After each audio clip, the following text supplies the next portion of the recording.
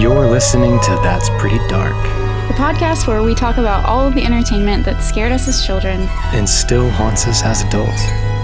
So grab your flashlight and join us as we take a frightfully nostalgic look over our shoulders and under our beds and in our closets.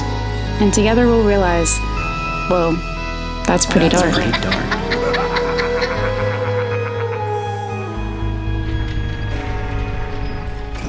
Damn, y'all. Damn, double damn. Double damn. Welcome to another glorious episode. Oh, shoot. Makes me just delighted. So last week, man, I went really hard against some urban legends stuff. Oh, yeah. Some candy tampering urban legends. I'm all about keeping kids safe and taking care of everybody and making sure everybody's having a really good time on Halloween.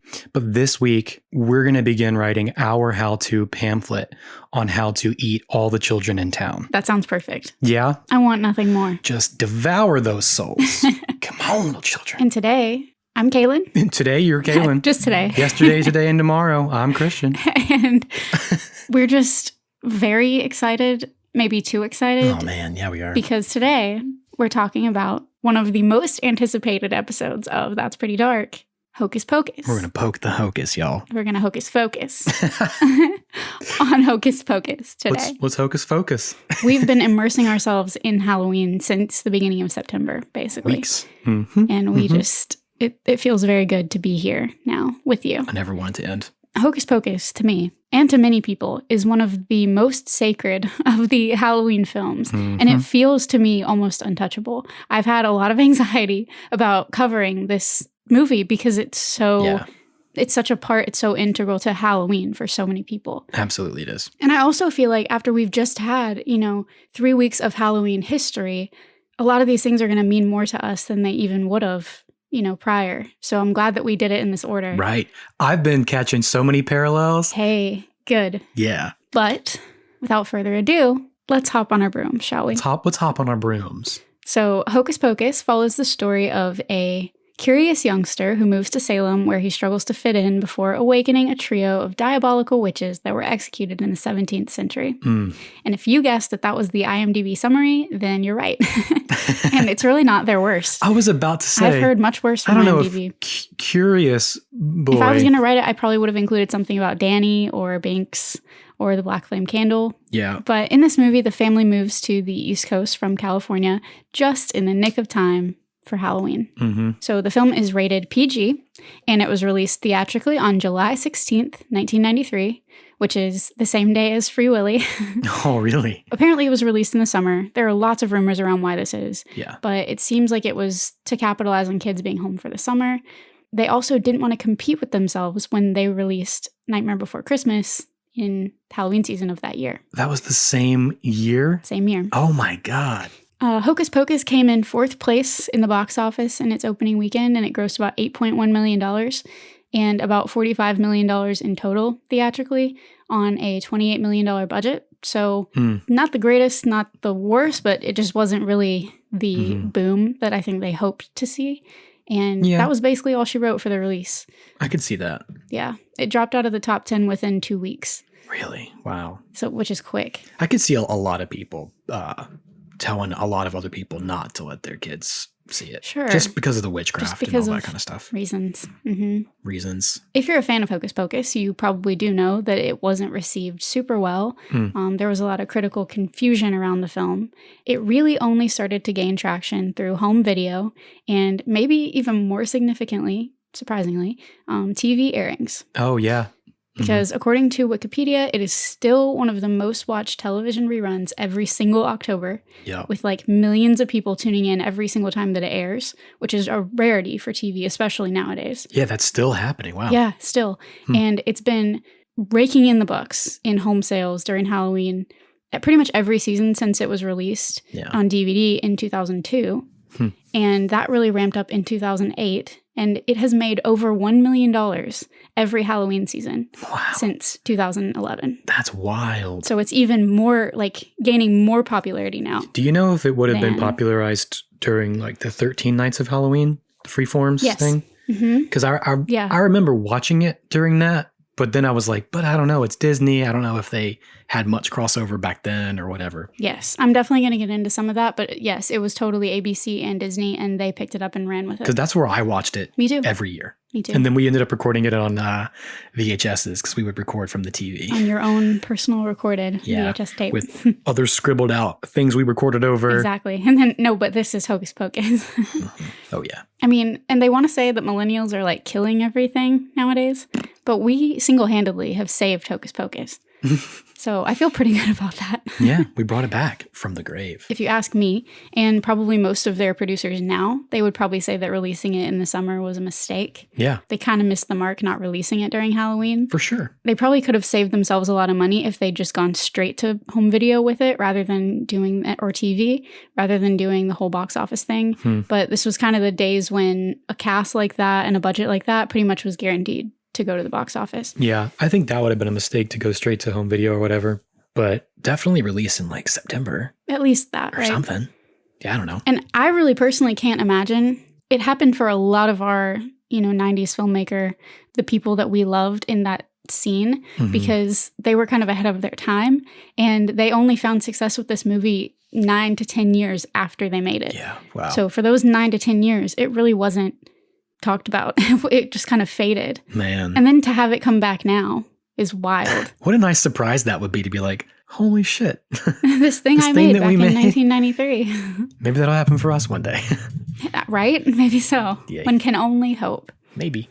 But I'm going to have a lot more to say about this and about the way that the cast and crew reacted to the film and the reception of the film in part 2. Sweet. So Sweet. we'll put a pin in that and we'll come back to it. But I did want to kick things off and get into the nostalgia spirit by asking you, Christian, like you were saying, what are your earliest or first memories of watching Hocus Pocus? So I remember, I don't know how old I would have been, but I remember seeing the trailer for it with my mom and being like just mesmerized by the magic. Oh, She could tell I was like fixed on it. And she was like, that's pretty cool, huh? You want to watch that? wow. So we made it a point to like watch it. And I was brave enough to like do it. And I don't remember my first time watching it. You were really young though, huh? I would have been really, really young. Yeah. Because when it came out, I was only 2. Right. So I can't imagine I saw it then. I just know that from there, it became a regular staple in our house. We watched it every year. We probably watched it not even around Halloween time, probably. Yeah. But Because it was just one of those classic. yeah, it was that lovely nostalgic balance of just pure amusement, but also it was hard to go to sleep after watching it. But loved it. I've always loved this movie. Well, I have kind of a different take on it. You know, when I was first watching it, I didn't get to it until it was much closer to like Y2K. Okay. And that was when Disney Channel and ABC Family, their 13 Nights of Halloween, like you were saying, that's when they picked it up more so. Yeah, yeah. And that's the same story that a lot of people our age share, honestly. They saw it on TV first. Yeah. And I remember that my little sister, she's 2 years younger than me, I remember that she insisted on watching this movie every single time it came on for all of those marathons. I get that. All of those Halloweens, I was like right in between Max and Danny's ages. Yeah, yeah. This might give me some emails, but during that first couple Halloween seasons when we had, the opportunity to just watch it at our leisure, we were old enough to do that. I don't think I really took the time to sit down and appreciate this film. And part of the reason for that is my little sister was imitating a lot of the characters that she saw on TV at the time. And so she just, for the entire month of October, would pretty much imitate Sarah Sanderson. Gotcha. And she'd run around being like, amok, amok, amok, amok, just constantly. So she's like, I don't know, 6, it became her 8 movie, years old. and so Yeah. it's natural. You had to hate it. It did not make me really eager to watch it with her. I get that. At some point I gave in, obviously, and I'm pretty sure that both she and I now own like several copies of the DVD, and we like love it. And this is one of the very few times in our lives when I will credit her with like being on board, and before it was cool, she got me into something versus She the was opposite. super hipster about it. I have a lot to unpack regarding production, but not only that, but the story of how it came to be at all. I was very, very, very excited to find that they just recently, because of all the Hocus Pocus 2 media, they did an interview with The Wrap, and David Krishner, the producer, talks through the whole thing. So I have a lot of really fun Sweet. details that I had never heard before this. And actually, this article was only written like the day before I started writing my notes. Like it had just been published. Wow. Okay. Serendipity. Lots of up-to-date information then. There is also a really cool behind-the-scenes short called Hocus Pocus Begin the Magic, and a lot of that is available to watch online. It's available with one of the DVD releases, and then they actually have a lot of these clips on Disney Plus now, which I did not realize prior to doing my notes. So if you happen to watch the trivia and tricks or tricks and trivia version on Disney Plus, please know that I did all of this research prior to even knowing that existed. I did not just watch that and pull from it. I swear to you. I can also vouch for that. Yeah. The authenticity of that statement. I found out that existed very recently and was very surprised. But I still have, a lot to say that wasn't covered in that. But it is still a fun watch, especially if you have like a Hocus Pocus watch party this Halloween. Check that one out because there's trivia. And not only that, listener, but if you listen to this episode, then you watch the movie with the trivia, you can impress all of your friends because you're going to know all of the answers. And then you can, like, afterward, when they're like, oh my God, how'd you know that? You can be like, I listened to the I learned it on That's Pretty podcast Dark. ever. Totally. So it's really more like a marketing event for us. Brand ambassador? It could be a That's Pretty Dark podcast You ambassador. can be That's Pretty Dark brand ambassador. It's an opportunity. Think about it. Honestly. We appreciate it, by the way, when you do share with your friends. Yes, honestly, it's the best. So, like I said, the producer really that propelled this movie into existence, his name was David Krishner. Class, how do we know David Krishner? I'm going to guess the Page Master. That's right. We know him from the Page Master. Sorry, that's obnoxious. I'll stop.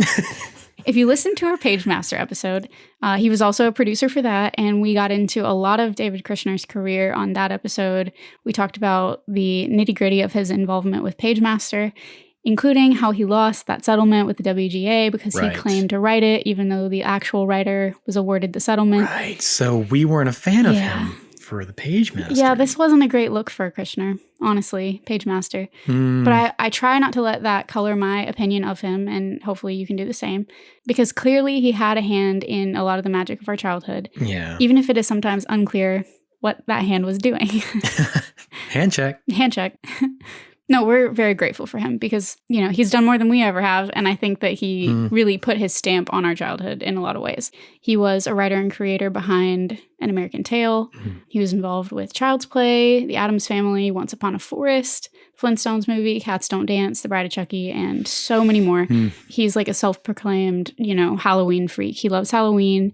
And his whole family did as well. And that's kind of how this all got started. Yeah. So in the short, he describes coming up with the story for the film when he was sitting outside with his daughter. She was like very young at the time. She was like 4. Now she's in her 40s. But she was sitting outside with him and a black cat walked by. And he started making up a story about how the cat used to be a boy but was transformed by 3 witches 300 years ago. And I feel like that's pretty cute.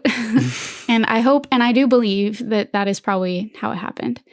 And in that interview with The Wrap, he talked about how his family was all into Halloween. He called them, he said they were like the Addams Family. Yeah. That isn't surprising because of his list of interests and credits.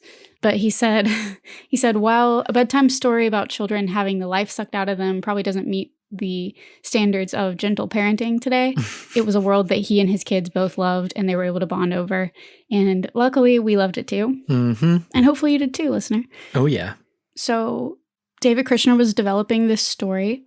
And he kind of had Disney's interest in the film at this point after he'd just done American Tail. Yeah. And he brought the idea to a guy named Mick Garris, who was a horror writer at the time. And Mick kind of fashioned that first draft of the screenplay. And it was then purchased by Disney in 1984 after they had this very infamous pitch meeting, which was very theme heavy. They had witches' brooms and hats and candy all over the table. Yeah. Lots of Halloween decor. And he said 15 pounds of candy corn. Wow. Just all over the conference tables. So Disney bought it. And at the time they called it Disney's Halloween House. Okay. Weird. Mick Garris was also quoted in that article. I'll link to it somewhere. It's like fascinating. Yeah. But he said, Originally, it was almost exactly what you see on the screen, except it was a little bit darker and the kids were 12. He said, when I wrote it, 12 years old is that time when your life really changed, and the things that you embrace at 12 are the things that stick with you for the rest of your life, particularly movies, books, and TV shows, and stories. And I could not agree more with that. Yeah, he was right. Yeah, leave me to my Hey Arnold and my Simple Plan and my Avril Lavigne. Yeah. Yeah. This was even the sweet spot when I was kind of finding this film, too, around that age, if not a little bit younger. That would have been a cool version. Right? They're all 12. It's more like a Stranger Things sort of vibe. And it's darker? Yeah. I'll take that all day. And he also said that Halloween has a much deeper resonance to a 12-year-old than to a 16-year-old who was just going out and stealing the 12-year-old's candy. And he said, really, what he wrote originally was just a little bit darker. He said he came up with the darkness of Billy Butcherson and his head coming off and all that, which is still comedic, but in a darker mode, he said. Yeah. And I think that is the spirit of this movie. That's cool. This is, however, where Steven Spielberg enters the chat. He always just passes through every room, doesn't he? He's just like, you're making a movie? He does. But that's the thing. That's really kind of how this happened, because this is also more accurately where he exits the chat. Because in that same article, and I'm kind of glad I found this before we covered An American Tail ourselves, because it feeds into that production as well. Sweet. All right. But David Krishner credits Steven Spielberg for giving him his first big break, which was working with him to produce An American Tail, and therefore was one of the most important catalysts for Jeffrey Katzenberg, who was one of the more famous Disney executives of the time. We've talked about him before. But for him to end up wanting Hocus Pocus. Yeah. In the article, David Krishner said that he presented An American Tail to Jeffrey Katzenberg prior to making An American Tail. Jeffrey said, and I quote, "Who the F is going to go see a film about a Jewish mouse?" And Krishner said that he responded. He edited that, by the way. This was Krishner editing Katzenberg's words. Sure. And then he said in response, well, who's going to see a film about a wooden puppet? Hey, there you go. He said it's where you take the characters and the art and the emotions. That's where the story is. And apparently Katzenberg was like, nice try. Thanks anyway. Don't care. See you later. Wow. And that was the end of Disney potentially taking An American Tail. Jeez. Krishner was very fortunate because Steven Spielberg felt differently and he bought the film. And that's how An American Tail came to be. Very interesting. But here in our Hocus Pocus timeline, we have once again a bit of confusion on the part of David Krishner in his memory because the actual sequence of events isn't super clear. But in Mick Garris's mind, the writer that I was talking about, he said that he thinks Spielberg was at that pitch meeting with all the candy and everything. And he loved the idea, but he passed on the project because Disney was involved. And at the time, Disney and Steven's company, Amblin Entertainment, were in a feud over the character of Roger Rabbit. Right. So he thought that Spielberg heard the pitch and was like, Disney wants this one, I'm out, basically. Yeah. But David Krishner remembers this very differently. He thinks that Steven Spielberg never actually heard the pitch, which is kind of sad. Yeah, geez. But he says he remembers this very well because at the Amblin Entertainment Christmas party, Steven Spielberg's producing partner, who is the leader of Lucasfilm now, Kathleen Kennedy, she came up to Krishner and she said, like, you really hurt Steven, by the way. Krishner said that she told him, after he gave you your first film and your first opportunity, he was really hurt that you didn't even bring Hocus Pocus to him. And you went right to Disney, who was kind of his enemy at the time. Yeah. And David Krishner says that he felt tears in his eyes, at this Christmas party. He said it was a really painful memory for him because he upset Steven and he felt like he owed his whole career to Steven Spielberg. Sure, yeah. For giving him this opportunity. And then he's gone and kind of betrayed him a little bit. Yeah. So that's what he did. He just never realized that it would hurt. He didn't mean to do it, right? It just kind of happened that way. Yeah. But he fully believes, that Steven Spielberg was never given the pitch because, he already had Disney kind of on the hook. In this instance, I think I'm inclined to believe David Krishner because I feel like you don't forget that sort of a confrontation at a Christmas party. Right. Especially not when you're being told that you've offended Steven Spielberg. Yeah, that's not something I would ever be able to let go of. Like, it could still be true that he heard the pitch at some point and he passed because Disney was on the hook. But David still says he maintains or he believes that He just never was given the opportunity. Yeah, it could be that he was like, he heard the pitch, but Disney was involved, but he was still hurt because it went to Disney. Because it went to Disney. And then he just heard it or whatever. Yeah. However, it happened. Disney got to it first, and that was the core of his problem with it. Yeah. But now it's really hard to imagine it being anything other than a Disney movie, especially with the way that they've incorporated into the parks and everything else. So I can't imagine it having been a Steven Spielberg movie. Right. I think it could have been maybe a little bit more of that darker version, because it could have been a bit more like the Goonies. Yeah. Because it would have been more mature. I think you're right. I think it would have been more mature as an Amblin movie. It would have been good. Like E.T. meets Goonies, add witches, and you've got Hocus Pocus. Yeah, that's pretty true, actually. A darker Hocus Pocus. It's interesting to think about what could have been with that, because they rewrote, I'm about to tell you, actually, and I'm sure none of these things will surprise you if you follow our show or, 80s and 90s entertainment at all, because around 12 writers took stabs at Hocus Pocus while it was in development. Yeah. And it was in development for 8 years. That's a long time. So that should ring some labyrinth bells for you. Yeah. Yeah, but Disney brought in a writer named Neil Cuthbert, who had very few other credits. He did Saint Elsewhere and The Return of the Swamp Thing, which were both 80s movies. Yeah. Disney brought him in to insert more comedic relief and to, kind of lighten the film up. And he came out with the screenplay credit. And he's also credited with the film's title because he wrote the line, "It's just a bunch of hocus pocus." Yeah. I was wondering where that came from. That was Neil Cuthbert. The Disney Trick or Treat cartoon with Donald Duck and his nephews, that witch says Hocus Pocus as part of her, magic spell. Yeah. So I don't know where that term originated, but it was used back in the 50s. You don't know where the term Hocus Pocus originated? Is it Macbeth? Am I an idiot? It's not Macbeth, but that is a really good guess. Like with most things that are affiliated with magic, it's not super clear, but I've always wondered about this myself as well. But Hocus Pocus, they've basically always been magic words. It was recorded as early as the 1620s. Oh, wow. When Hocus Pocus with A's, Hocas-Pocas, Hocus Pocus, was a common name for a magician or a juggler because of the incantations that they would say before they would perform in an effort to blind the audience to their tricks. So they would say that as part of an incantation to get you to kind of fall into that suspension of disbelief. So like Alakazam. Yeah. During that time, it was kind Hocus Pocus. Yes. It was considered sort of a spell to get you to fall into their magic. I like that a lot. You might like it even more after this. A lot of people think that it was a mockery of Latin and the sacramental blessing from the Catholic Mass, which was Hocus Corpus Meum, which translates to "This is my body." Okay. It could have even been an ironic use of the Latin phrase "Hici es doctus," which means "here is the learned man," or "Hici es doctus," Hicce, "here is the learned man." Interesting. The British slang hanky-panky from the mid-1800s is also derived from this, which at the time it meant trickery, which I think that has kind of shifted. And trickery, right. hokey pokey at the time meant fraud or deception.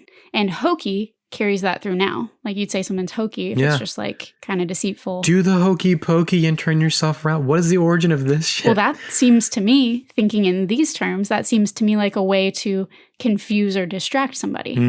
Interesting. Which it is. The hocus pocus. The hanky panky. The hokey pokey is kind of that type of thing. That's the thing that you do with kids. You get your wiggles out, Well, I'll tell you, my hanky panky's real confusing. Hey, mine too.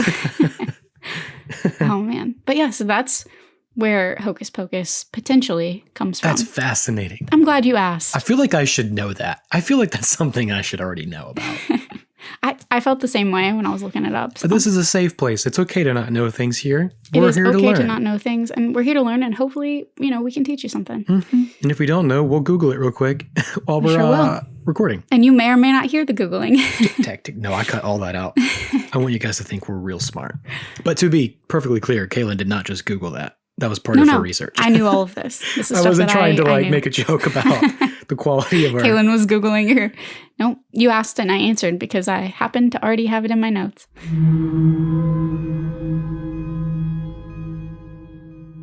Once the script was in the works, sort of, Disney brought on Kenny Ortega, who had been doing music videos throughout the 80s, both as a director and choreographer. Shoot. He was also fresh off of the original Newsies direction. Oh, really? They brought him on. Yes. God, I love the Newsies.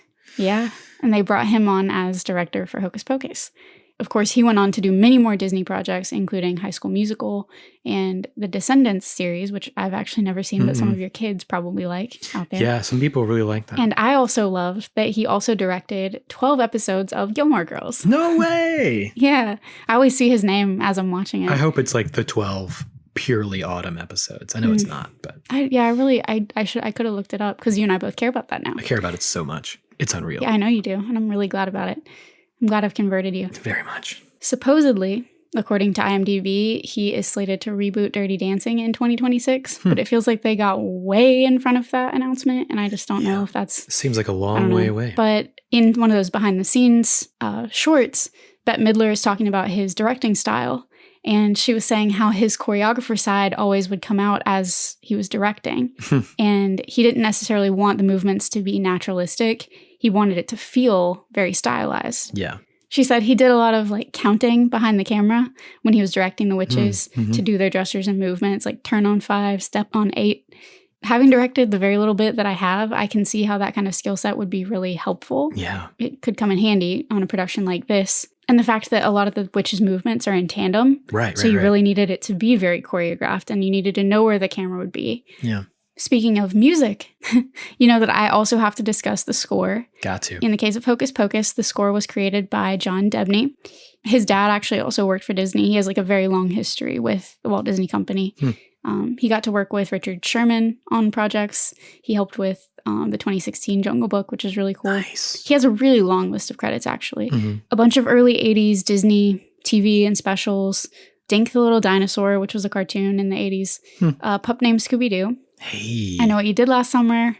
Wow. Polly, My Favorite Martian, Inspector Gadget, The Emperor's New Groove, Spy Kids 1 and 2.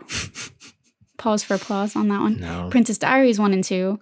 Both Bruce and Evan Almighty. Wow. Okay. Elf. Oh, shoot. The Passion of the Christ. The Pacifier, Zathura, the Hannah Montana movie, and so many more. Wow. Including returning for Hocus Pocus 2. Hell of a resume. Yeah. To me, it's kind of fun that the same guy who scored Hocus Pocus also scored The Passion of the Christ. It's just good. And I have to also note, apparently James Horner was in talks to do this film at one point, and he didn't. We've talked about him some before. But while he didn't score this film, he did write Sarah's song, Come Little Children. Did he? That was written by James Horner. Okay. I've always loved that. Hiro Narita was the director of photography. And he had several credits of millennial note as well. He DP'd for Honey, I Shrunk the Kids. Nice. And he did the live action portions of James and the Giant Peach. Oh, shoot. He DP'd the pilot episode of Gilmore Girls. No way. So he and Kenny had that show in common. Wow. Although I don't think Kenny directed the pilot. Is that our first time talking about a cinematographer? Maybe. Because we've done a lot of animated films. I mean, not that they don't have cinematographers. We've always talked about the director. Yeah, we tend to focus on the director. I just thought it was important because the look of this film is so, like, specific. Yeah, no. That's something we should probably get into more because most people don't realize that the director of photography, aka the cinematographer, actually decides a lot about what a film looks like. A lot about the shots, a lot about the lighting. Yeah. Totally. They just take the director's vision and communicate from a technical standpoint. Well, a lot of times, yeah, the director isn't the technical focus. They're focused on the emotion and the emotion of the actors, which is something I love about directing. And I love when there's a technically competent DP to complement you and balance that out. Right. So principal photography for Hocus Pocus began on October 12th, 1992. And it completed in February of 1993. Okay. And we were asking ourselves as we watched it whether the autumn leaves were authentic. Yeah. It turns out that they were, sort of. Yeah. A lot of the daytime scenes were filmed, for the most part, in Salem and Marblehead, Massachusetts. All right. So the principal cast was on location for about 2 weeks. The majority of the film was shot on sound stages in California. Yeah. I do know for sure that the cemetery was built on soundstage number 2 on the Disney Studios lot in Burbank, California. Okay. So if you ever do that tour, I want to. you know that it was on stage too. Shoot. And some of the outdoor nighttime shots were done in a small neighborhood in Pasadena, California. Okay. From everything that I have read about this film and the people that worked on it, the art department on this film apparently got things very, very right. According to Vanessa Shaw, who plays Allison in the movie, she said that Thora Birch, who plays Danny, she said, Thora and I talk about this, that whenever we smell foliage or dry leaves or a mulchy kind of smell, we think of the Hocus Pocus soundstage. Wow. The way that they smelled like the East Coast. That's awesome. I think that's amazing. That's very cool. That's how you do it right. The production designer, his name was Bill Sandell. He is a self-proclaimed Halloween freak as well, and he was totally gung-ho for the project from the very beginning. It sounds like he was jockeying for the position of production designer for like 5 years. Well, he had plenty of time. 8 years of pre. Come on. Right, exactly. And he was begging Kenny Ortega to take on the project and to hire him as production designer because he wanted to do it so badly. That's dope. In the behind-the-scenes short, he discussed the witch's house at length. They shot there for 5 weeks, and it was a conglomeration of his own vision with Kenny Ortega. And a lot of the requests from Bette Midler, Sarah Jessica Parker, and Kathy Najimy were mixed in. Interesting. Wow. He said the construction of this, it was basically a real house, he said, that you could take and you could stick on a hillside somewhere and live in it. And he was saying this like in that behind-the-scenes interview. Right, yeah. As he was saying it, it was kind of occurring to him. And he was like, which I would love to do. It was really, really sweet. That's cool. I found that he is actually also a member of this crew Facebook group that I'm part of. I don't know if you're in that. Oh, which one? I don't know. Yeah. He commented on a post about Hocus Pocus, and he said that it was probably the most enjoyable film that he ever worked on in his life. He said they had a really great art department, and most of them had just finished doing Newsies with Kenny Ortega. Nice. And then a year later, they came together again for Hocus Pocus. I think that's really cool. He just seems to be the coolest guy. He loves his job, and he loved this job so much. Yeah, that's awesome. The set decorator, her name was Rosemary Brandenburg. She served as the art director for the 1985 Teen Wolf. And after Hocus Pocus, she went on to do Flintstones and Casper and the 1989 Psycho. Wow. She set decked for Castaway, Planet of the Apes, The Ring, The Haunted Mansion, Jeez Louise. Transformers, Spider-Man No Way Home, and many more. The Ring. Her most recent project is listed as the third Guardians of the Galaxy movie. So still in production. Yeah. A lot of people are probably familiar with some of the other filming locations around Salem, including the Pioneer Village, which is a recreation of early colonial Salem. And that was used for the 1693 scenes. So they actually shot there. Wow. That's cool. And also, according to Wikipedia, they shot at Old Burial Hill, which they say in the film, in Marblehead. That's where Max and Ice and Jay, he meets Ice and Jay. Yeah. The Old Town Hall in Salem, where the Halloween party is. Yeah. And Phillips Elementary School, which is where the witches are trapped. Wow. That's cool as crap. The exterior for Max and Danny's house is a private residence on Ocean Avenue in Salem, and a lot of people go and take pictures there, too. So it's really popular. I also wanted to give a shout out here to the special effects makeup designer. His name is Tony Gardner, and he's featured in a lot of the behind the scenes content. He's really funny. Him and Doug Jones, who played Billy, they were just like cutting up the whole time. Nice. He's listed as uncredited makeup effects for something you're going to like, the Michael Jackson Thriller video. Oh, hell yeah.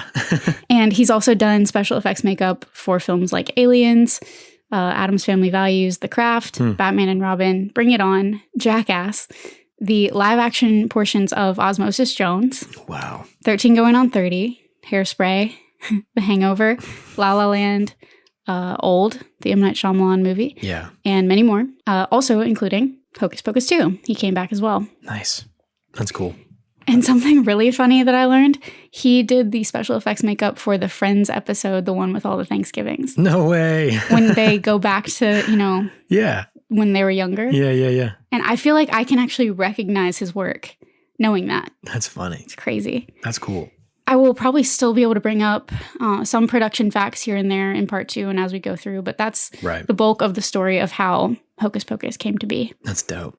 Love that. So now we must transition into our discussion of the cast. Yeah. Because without its leading ladies, really, pretty much everybody on the film agrees it never would have been made. Okay. The leadingest lady is, of course, the legendary Bette Midler as Winifred Sanderson. Bet. Have you been waiting to make that joke? Yeah, for like 3 days. You knew it was coming too. That's great. Oh, yeah, of course. So Bette Midler, she's earned 4 Grammy Awards, 4 Golden Globes, 1 Tony, and 3 Emmys. Wow. She's sold more than 15 million albums worldwide. Jeez. So she was obviously, the film's shining star. Yeah. And I'll tell you a little bit about her career as well. Please do, because I've never really known the extent of what she's done. She was releasing music in the early 70s and performing her cabaret act at a very famous gay men's club, the Continental Baths. I already love this. I know. Her piano accompanist that was always with her was Barry Manilow. No way. Yes.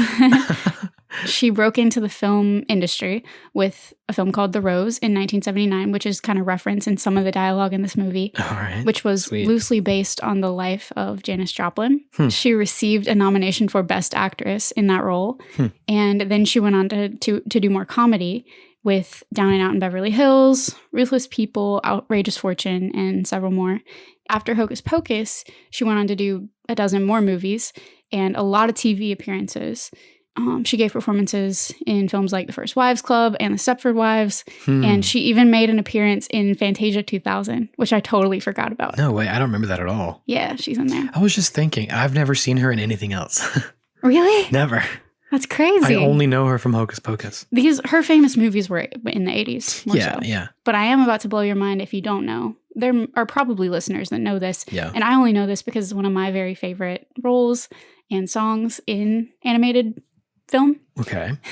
But I would be remiss not to mention that she lent her voice to a dog named Georgette in Oliver and Company. Really? Yeah. I did not know that. Perfect isn't easy, but it's me. That's Bette Midler. We gotta do Oliver and Company soon. Oh, we are. That's cool. I can't wait. I've been so excited for Oliver and Company the entire year. Apparently, though, the lead Sanderson sister was originally written to be played by Cloris Leachman. Oh, really? Rest in peace, Cloris. Yeah, R.I.P. And I didn't find information directly stating this, but I and any of my equally dedicated Mary-Kate and Ashley fans out there will assume that she was either already engaged with or had already had her fill of witchy roles after playing the twins' twin aunts in Double Double Toil and Trouble, which also released in 1993, by the way. Oh, that could have been really weird. So I think that's why she didn't take this role. Yeah. I'm surprised that they were considering her, even though she had just done that or was doing it at the same time. I think it was just so concurrent, I think, the production was. Wow. Weird. Probably a good call. Yes. And when Bette expressed interest in the project in 1992, it was basically the driving force that the whole production team needed to get the show on the road. Nice. According to that Rap article, Bette Midler told David Kushner that she wanted to get into this role for her daughter because she wanted to see out a project that she could actually watch after a lot of her movies were rated R. She was very heavily involved with the look of her character and mentioned in one of those behind-the-scenes shorts that Winifred's hair was inspired by Queen Elizabeth I. I can see it. I know exactly what you can she's picture referencing it, right? now. Yeah. Wow. And it's kind of sweet. So Thora Birch, who played Danny, like I said, she told the Rap, this is a direct quote, "It was hard to try to play somebody who didn't like her or, detested her, really. It was kind of difficult because I was like, yeah, but she's so cool. Why would I hate her?" Thora also told a story about her musicality because there was a time when it was toward the end of production day and they were tired. It was when she and Bette were both suspended in harnesses. And she said that they were both pretty miserable. All of a sudden, she just started singing. It was a big joke with her and Gary Marshall on the set because he would often tell her he wanted her to sing The Wind Beneath My Wings. Apparently, she started singing it, and a lot of people on the cast have told this story actually in the crew. Oh, nice. But everybody kind of stopped what they were doing and listened to her sing while they were up in harnesses. That's awesome. Thora said it was basically like the push that they all needed to keep going. It encouraged everybody. Man, the mark of a professional. Yeah, she said it was like she was singing to comfort us. Yeah. And that's like one of her best memories from set, which is kind of cool. Wow. That's sweet. The other two Sanderson sisters also need very little introduction, but you're going to get some. Please do. By golly, you're going to get some. It wouldn't be a podcast about it if you didn't. Sarah Sanderson is played by Sarah Jessica Parker. Hell yeah. She said that the Sarah character was the most peculiar that she'd ever played. She called her awful, but said that she loved her, ultimately. And while she held many roles, Sarah's probably best known for her role as Carrie Bradshaw in Sex and the City. That kicked off in 1998, and it ran for 7 seasons, and there were lots of spin-offs and several films as well. So it was one of her biggest roles of her career. 98, huh? Mm-hmm. I don't know why I just always assumed that came before Hocus Pocus. Really? I never thought about it. I knew that it was like Y2K era. Wow, I guess I did know that. But I haven't watched all of it either, to be honest. Oh, I've never even seen Sex and the City. I've seen a good bit of it, but not all of it.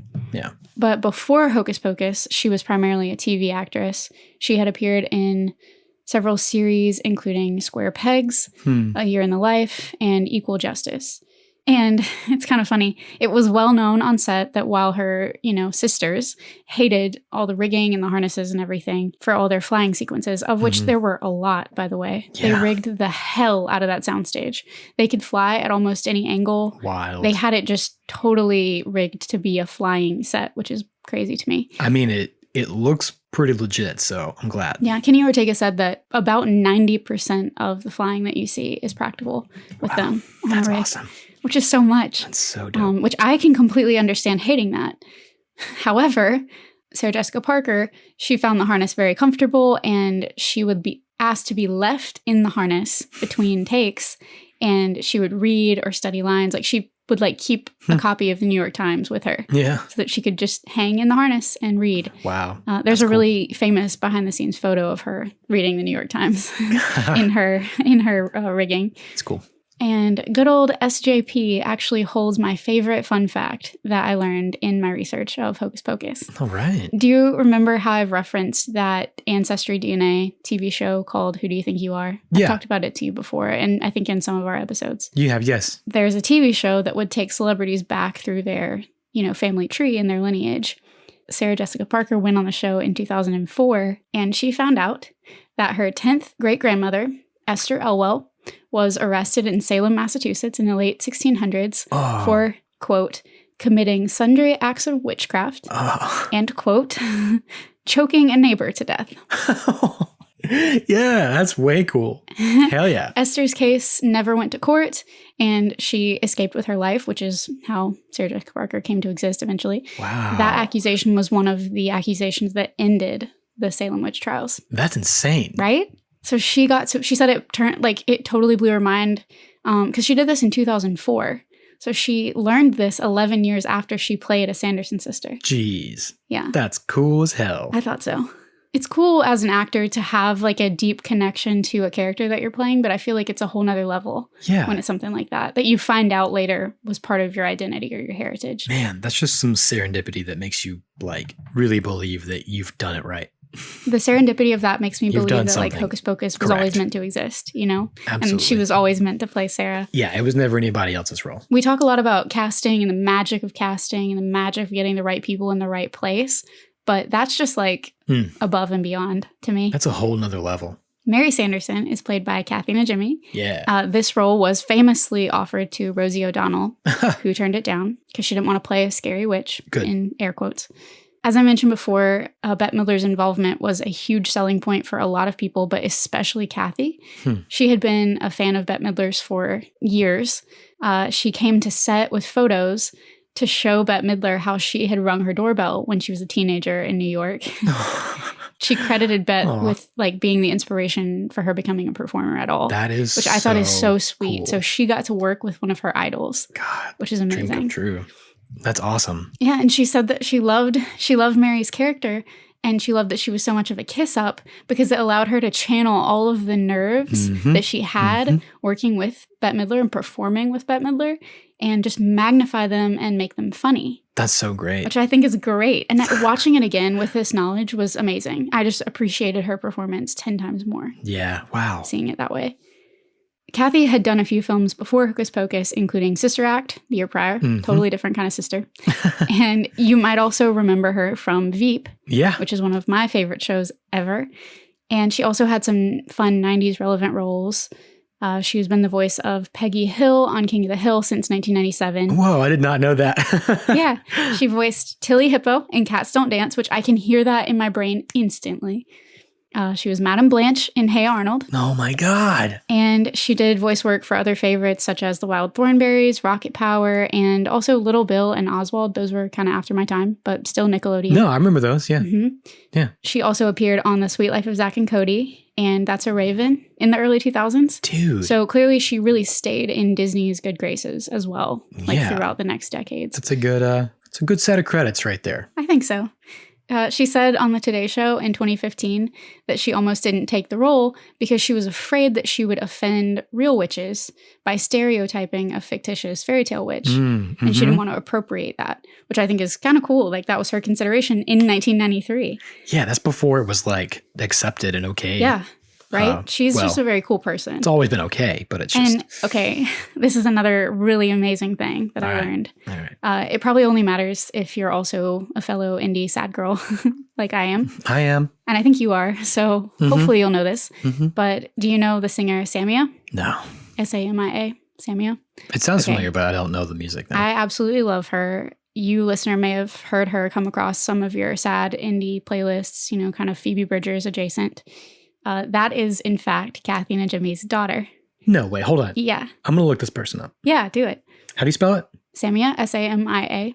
I feel like you've sent me something from this person. I don't know. I probably have. I love her music. It's great. It looks like her. Yeah. And I just happened upon this information. I was not doing Hocus Pocus research when I found this out. And what's also crazy is that I have totally overplayed one of her songs called As You Are. It's just a really great song. Yeah. Just, you know, being accepted and being, you know, loved as you are is what it's about. But fat chance. Yeah, right? Not in my life, not in my world, but that's why I listen to the song, I guess, because I'm projecting. And the mix of this song actually features voicemails from both of her parents. Huh. And I had no idea. This whole time I've been listening to that song. Didn't even know it. And there she is right there. So go and listen to Samia and know that that is Mary Sanderson's daughter. That's absolutely incredible. I love it. Max is played by Omri Katz. Emphasis on the cats. Right? And most people probably do know this. They probably heard it. But supposedly Leo DiCaprio was up for this role. Yeah. It's said in a lot of places, in a lot of ways. They saw like 600 kids. They saw so many kids for this role. They actually turned Omri down. Like, he didn't get the part. And then they called him back way later and said, hey, never mind. Can you come back? Which is a crazy, you know, dealing with that in your mind, trying to be cast for something. I don't have the stomach to be an actor. Yeah. But Leo turned down the role to instead pursue What's Eating Gilbert Grape. One of my favorite movies. God, I love that movie. And yeah, I mean, he earned acclaim from that movie. Yeah. Like, imagine Hocus Pocus with Leo DiCaprio as Max. I would have had an even bigger crush on Max. It would have been a different vibe. Yeah. But it still would have been very similar to what it actually ended up being. Yeah, because I think Omri had the right balance of, like, you know, boyish but cocky. I think it just would have been a bigger deal. I think it would have been very successful. Yeah, I do. I think it would have been a bigger deal earlier. Yeah. If he had been the lead. Yeah. But I don't know, like, would he have ended up in Titanic after that? Gilbert Grape really made his career. Yeah, that was his It springboard. made him famous. Absolutely. But do you think it could have been Hocus Pocus? Like, could Hocus Pocus have been that film for him? I don't think it would have been as mesmerizing to watch him perform. Yeah. Because the role of Max there's not a heavy emotional performance. It's nothing that's mind-blowing. Right. Not that I wouldn't have killed to be Max. I'm just, you know, saying, like, Gilbert Grape. It's a different level of acting. That's a whole nother level of, like, just surreal watching someone act. Right. I don't think it would have done as much for him if he'd been in Hocus Pocus. I tend to agree with you. I don't think so either. And that's okay, because I feel like Omri was made for this role, you know? I do think he had, like I said, the right balance. Like, he was cocky enough, but he was also, like, innocent enough. He had that, I think like, he was boyish. right for it. Yeah, I think it worked. Yeah. But he was known at the time. He had a long-standing role as John Ross Ewing on Dallas. And he also appeared on this sitcom that you may or may not know from the 90s or maybe even the 80s, The Torkelsons. No, I don't know it. That starred Lee Norris, who was Minkus from Boy Meets World. No way. Okay. And Vanessa Shaw, who played Allison, also appeared on The Torkelsons. Interesting. So they knew each other. Okay. And I believe Jason Marsden, too, if I'm not mistaken. That's funny. Danny, who I freaking love her so much. I love the character. I love the actress. Danny is played by Thora Birch. We said this before. Yeah. She was 11 years old at the time, playing an 8-year-old. And Kenny Ortega told the story of meeting her on one of the behind-the-scenes shorts. You can see it. It's really funny. Yeah. But apparently they only had to see like 10 or so actresses before they landed on Thora. And in her first meeting with Kenny Ortega, he said when he walked in, she was sitting with her feet up on the table. And when he came in, she like hurried and jumped down and she was like worried. And he was like, no, be comfortable. It's okay. So he said that she like put her feet back up on the table and she's like, so do you want to talk about the business or other things? And he said other things. And so he said they just started talking. And from then on, like she ran the meeting and that's so great. He was sold. I was so impressed. I don't know why. Probably because I was, watching it again in preparation for recording a podcast episode about it, talking about it. And watching her this time just impressed me. It never really occurred to me. Oh my God. I've always been so impressed by her. Even her, like, behind the scenes, she's just very much, like, old for her age. She's very poised and, like, can communicate so well. And her acting, the acting behind what she's doing, the choices that she makes as an actress. Yes, especially when she, like, pats him on the back. Right? When she gets him to commit to a Peter Pan. Yeah, and she the goes, next year, and then she pats him on the back. So I'm like, cute. oh my God. Like, the decisions that she was making, that's either, like, very incredible directing or, very incredible acting. Probably a combination of both. A combination. Yeah. She understood the assignment, kids. Either way, she understood the assignment, and I just genuinely feel like they don't make child actors like her anymore. She's one of the best examples I can think of They don't child make actor. them like they used to. I feel like she sold every bit of her role and then some. 100%. But she got her start on the pre-Seinfeld Julia Louis-Dreyfus show Day by Day. Wow. And she appeared in several other films and shows, including Doogie Howser, before she landed the role of Danny. Amazing. And since Hocus Pocus, she's had primarily film roles. She appeared as Tina in Now and Then, which that's a great movie. Jane in American Beauty. Yep. She had I thought that was really random. She had a brief voice acting role in My Life as a Teenage Robot. Wow. Of all things. That show tripped me out. That's a weird show. That's a really strange, especially the one where she turns off her dream, or she turns off. That's literally what I was thinking of. I can't believe you just said that. That episode freaked me out. I thought about, we could cover that. Oh my God. We should. And she's still acting today. She played Mary in one of the later seasons of The Walking Dead. Oh, I didn't know that. She was apparently also in a TV movie, The Gabby Petito Story, which I haven't seen. Oh, wow. No, I haven't seen that. Yeah. Apparently she was in that movie too. Okay. Now that I have spoken of Max and Danny, I told Christian, so we were reviewing our History of Halloween podcast as it was about to go out before we recorded this one. Yeah. And when I was polishing my notes, I had a huge revelation. It just hit me. Yeah. I don't mean to toot my own horn or anything, but I have not seen one other source, no other article, and correct me if I'm wrong, but I have not seen anybody else make this connection. I've been excited to hear about this. Okay. I hope I react appropriately. Get my surprise birthday party face on. Yeah. Wow, I had no idea. I want to know if you thought about this, actually. Let's see. Let's find out. Max and Danny's last name is Dennison. Do you get the relevance to Dennison and Halloween? Dennison Company. I feel like this was a direct reference to the Dennison Company that Christian mentioned in last week's episode. With the bogey books. They were some of the original adopters of Halloween. They produced costumes, decorations, the bogey books, like you said, from 1909 to the 1940s. Holy I think it was a very early Halloween. Like if David Kushner likes Halloween like he says, then he would know about the Dennison Company. Yeah. I was disappointed in myself for not immediately making the joke during your episode. So do forgive me for that. I mean, but never crossed my mind. I can't chalk this up to coincidence. No, that's incredible. I think they're named Dennison because of the Dennison Company and the Dennison Company's impact on American Halloween. That's my thesis statement. No, I think you're absolutely correct. Thank you. And thanks for making my research sound like a bigger deal. I mean, it is a big deal. It's a huge deal. I appreciate that. Listener, if you haven't heard that, definitely go back. But this just had so much like relevance to the nostalgic Halloween that we know and love. Yeah. And I love that they named them Dennison. They were throwing it all the way back. That was their last name. Whenever she calls him Mr. Dennison in the classroom, Max tells Banks, "You're a Dennison now." You're a Dennison now. Yeah. Wow. Had to throw that in there. I think you're right. I felt good about it. That's incredible. Yeah, I'm proud of you. Thanks. Man. Oh my God. I just heard a word and associated it with another word. That's all I did. I didn't make the connection. Didn't cross my mind. I didn't even remember their last name. Vanessa Shaw, who played Allison, Yeah. had a couple film credits herself, including Kubrick's Eyes Wide Shut and the 2006 The Hills Have Eyes. But she's quoted in a lot of interviews as saying that she hates horror movies and she's afraid of them. So I think it's funny that that's like her It's like what she's been trifecta doing. career. Is 2 really horror movies and then Hocus Pocus. Allison. Oh, Allison. Oh, kiss me, I'm Allison. Ludo. Billy Butcherson, the zombie ex-suitor and crowd favorite, Nice. is played by Doug Jones. I love Billy. Just before Hocus Pocus, he played the Thin Clown in Batman Returns. No way. And he went on to do some fun and spooky roles, including playing several robots and mummies. He was a contortionist in Tales from the Crypt and on The Weird Al Show. Okay. He was an alien in Outer Limits. He appeared in Kenan and Kel, Buffy, Party of Five, Rocky and Bullwinkle, even Smash Mouth's music video for All-Star. What the freak? Hey now. Put your head back on. Put your head on. Go play.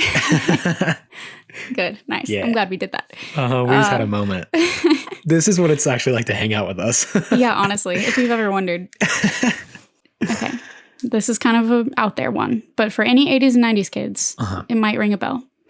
Do you remember the McDonald's advertisements that featured a character called Mac Tonight? They were mostly in the 80s. I don't know if I've ever seen that. I've seen them before on the internet. Mac Tonight. I didn't see them when they were airing. But there's this like cabaret piano man kind of vibe to the commercials because they're like, you can eat McDonald's for dinner too, kind of thing. Oh, that was a thing? Yes. Wow. Okay. You'd be shocked. Interesting. At the things that they had to tell the American public. Had no idea we could have it for dinner. The character of Mac Tonight is playing a piano on top of a building in a city skyline, and he's singing in like that jazzy piano kind of way. And he has a giant half moon for a head. Wait a minute. You're okay. I saw Christian's eyes get it. Yeah. I saw him remember. I have seen something like this before. Well, that's It's Doug the Jones. half moon face that gets me. That's Doug Jones? That's Doug Jones. My God. Crazy, right? That's crazy. He's half moon face. He's Mr. Mac He's half Tonight. moon face. Yes, he's Mr. Mac Tonight. They called those ads McDonald Land. Yeah. And I remember them because the Hamburglar was in them a lot. Oh, yeah. You know, they had like live action ads with people playing these Those characters. I remember. Those I do recall. I also have on here for you, Christian. All right. He played a ghoul in Mike Flanagan's Ouija, Origins of Evil. No way. And he's still going strong today. He played the amphibian man in The Shape of Water in 2017. He appeared in the 2020 DuckTales. Wait, he played the creature The amphibian man. in Shape of Water. That's correct. I care about that most of all. Really? Yeah, that's a big deal. Holy shit. It is a big deal. I didn't think you Okay. cared about it, but yes. Oh, absolutely. It's a good movie. Sorry, I'm just blown away right now. That movie was monumental. Who knew we had so much to say about Billy? I mean, Sloth. I mean, Ludo. He was also in What We Do in the Shadows. And, of course, he reprised his role as Billy in Hocus Pocus 2. Very cool. Wow. He's such a great character actor. Yeah, he really To is. have that list of credits. My God. Pretty wild. Shape of Water. Then we have Sean Murray as the human Thackeray Binks. Yeah. Before Hocus Pocus, Sean scored a minor role in the Robert De Niro, Leo DiCaprio film, which also features Carla Gugino, No way. another Mike Flanagan favorite. All these crossovers. He went on to do several TV movies before he landed his biggest role 10 years after Hocus Pocus as Timothy McGee in NCIS. Gotcha. And I think that just finished this year or last year. Okay, wow. Binks's voice, of course, is supplied by the 90s staple, Jason Marsden. He was already friends with Omri Katz because they worked together on Erie, Indiana. Okay. And I've been told several times we need to cover that, so Yeah, I've heard that's of that. in the plans. He also had several voice roles and was a guest on Blossom before he landed recurring roles in both, this is how I knew him, Full House and Boy Meets World. He originally auditioned for the part of Eric, and then he was cast as Eric's best friend. I need to look him up. Because they liked him so much. I need to see what he looks like. Oh my God, you don't know what he looks like? Let me make sure. I love him. Oh, yeah. Okay. Yeah. I knew you would. I know Jason Marsden. He also famously voiced Max Goof in a Goofy movie in 1995. No way, really? And he's done so many other things. He staked his claim on early 2000s cartoons because he appeared on Recess, Pepper Ann, Invader Zim, House Mouse, Totally Spies, My Life as a Teenage Robot, Teen Titans, Codename Kids Next Door, WITCH, Kim Possible, and my very favorite cartoon role of his, as Tino in The Weekenders. Wow. The lead character on The Weekenders. That's cool. That I talk about all the time. Which his voice is just so, I know him so well. He also, I totally forgot about this, but he was the voice of Kovu in The Lion King 2. And nowadays he's like doing every DuckTales and DC and Justice League and Marvel thing that you can find, pretty much. And he attends a lot of the conventions. That's way cool. But he's awesome. He is my childhood. Like that voice is so distinct to me. Yeah. I didn't realize he was in so much stuff besides this. Yeah. I just never put it together. And he talked a lot about the role of Binks and the technology that they were incorporating with it, because it was the first feature film to incorporate CG to this degree, to like mouth flap the animal talking while the voice actor was talking. Pretty impressive for the time. And it was also the first time, that they applied a CG skeleton over a real cat's head. And like blended it together. Interesting. Wow. And they used the CG mouth movement with some of the animatronics.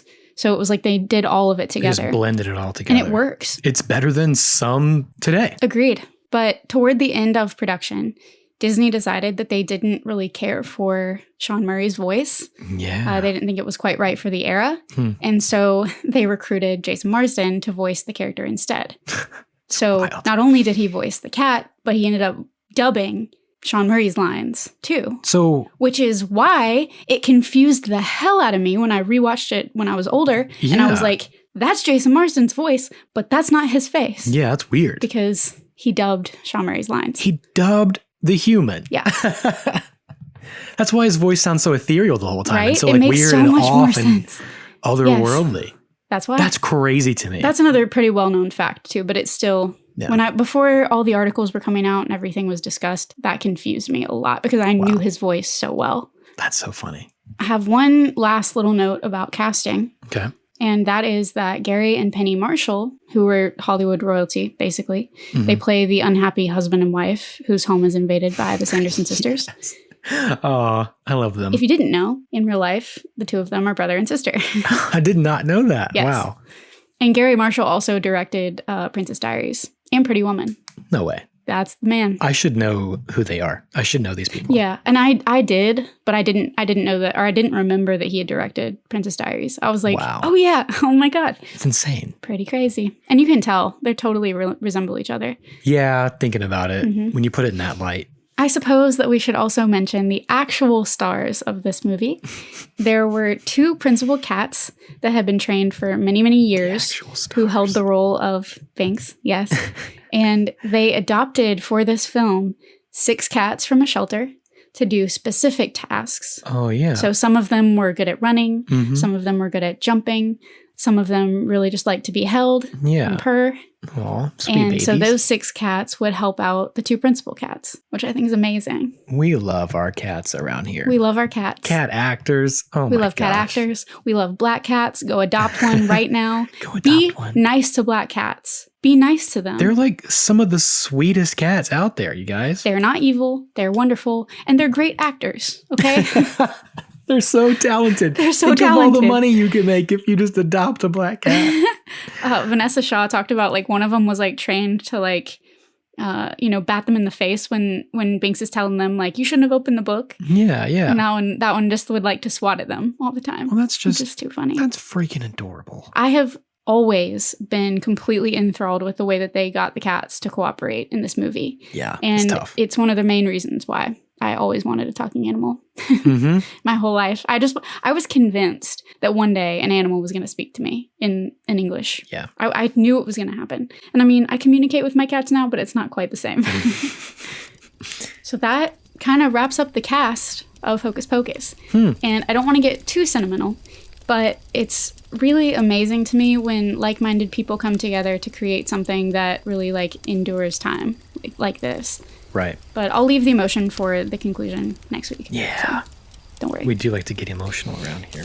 We do. Man. Next week, which is going to be Halloween weekend. Yeah, buddy. We're going to be back to dive into the darker and more mature elements of Hocus Pocus, including the plot, as well as a lot more of the pop culture and nostalgia that you know and love that surround Hocus Pocus. It's going to get pretty dark. I hope that you guys are having the absolute best spooky season of your lives.